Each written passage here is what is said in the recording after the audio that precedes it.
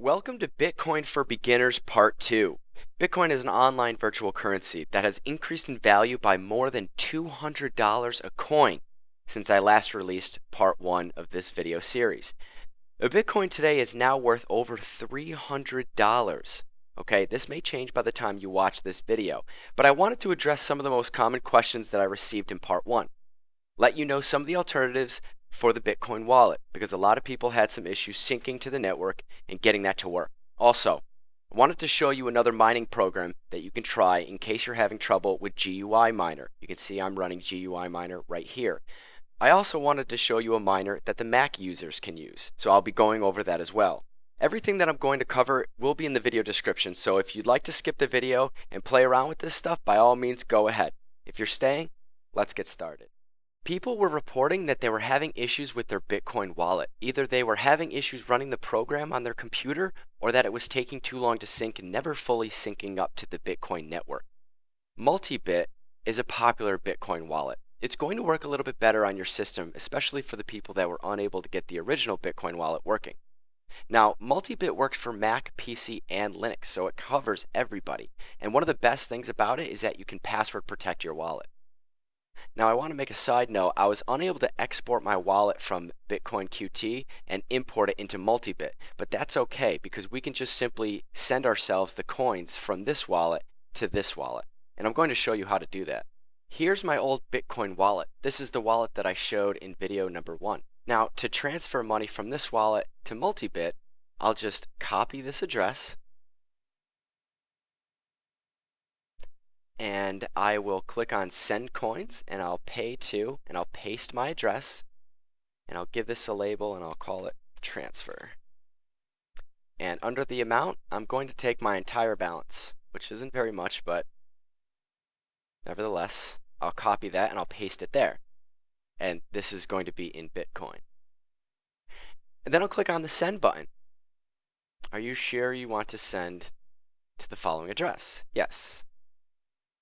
Okay, we get a little notification down here, gives us the date, the amount, it's a negative.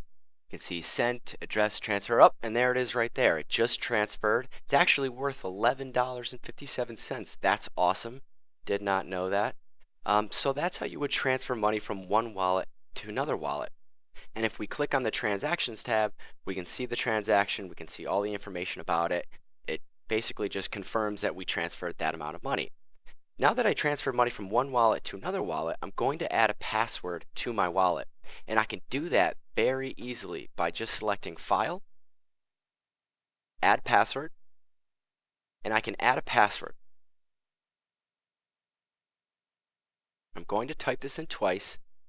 See where it says keep your password safe? You need this password to spend your Bitcoin and it cannot be recovered if lost. So it's very, very, very important that you do not lose this password. You write it down and you save it because if you lose your password, you're most likely going to lose your money.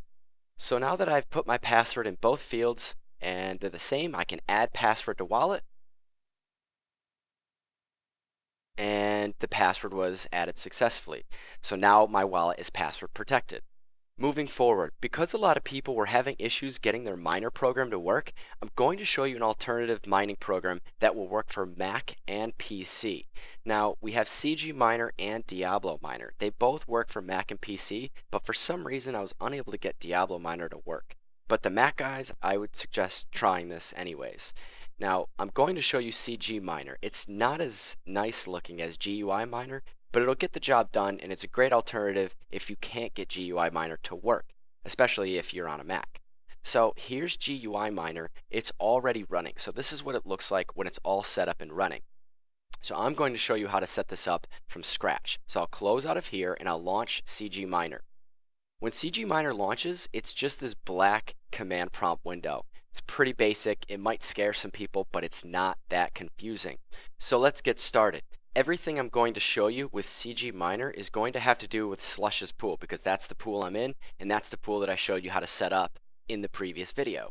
So it's asking us for a URL and the URL for Slush's pool is the following: stratum.bitcoin.cz:3333 we just click on enter. It's going to ask us for a username. Now it's not asking us for the username to log in, it's asking us for the worker login and password. So I've already logged into my account here at mining.bitcoin.cz. I've already created my workers, and I'm going to type in this information for the username.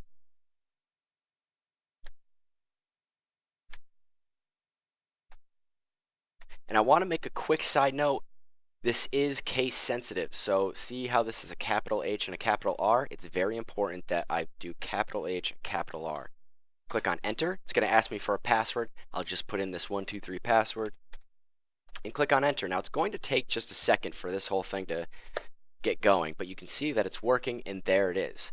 Now our miner is up and running, and you can see that we have some information displayed here, and it's just a little difficult to see, but it is all here. So we can see our GPU, we can see what our mega hash or kilohash per second is. Right now I already have GUI miner running, so this isn't really going to do much for me.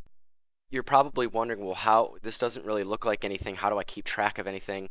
Well, you can see here that we have some information that will just thread up for us. And what we really want to do is go over here to our account, and this is where we're going to keep track of all of our workers, what they're doing, what the mega hash per second is, just everything about our workers, and then of course all of our Bitcoin information as far as where we want Bitcoins to be deposited, when they will be sent, how much Bitcoin I need to accumulate before they're sent to my Bitcoin wallet. So I really should change this to like 0.00001. That way I just get things sent to my wallet. Oh, it looks like it's 0.01. So set that back to 0.01. And yes, so this is where you're going to keep track of your status and basically your progress and how far along you are at mining. So this little program right here, CG Miner, that's how you get it going on Slush's pool.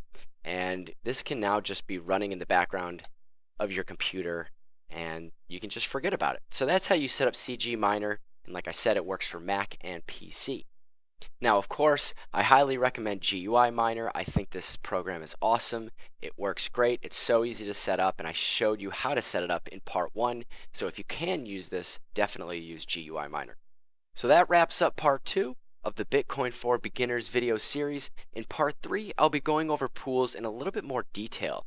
We'll talk about which pool you should join and why. We'll also take a look at the Bitcoin market and where the currency may be headed in the coming months, years. I'll also show you how to exchange your Bitcoin into cold hard cash, because that's something that a lot of people were requesting for. So, with that being said, thanks for watching, and I'll see you in part 3.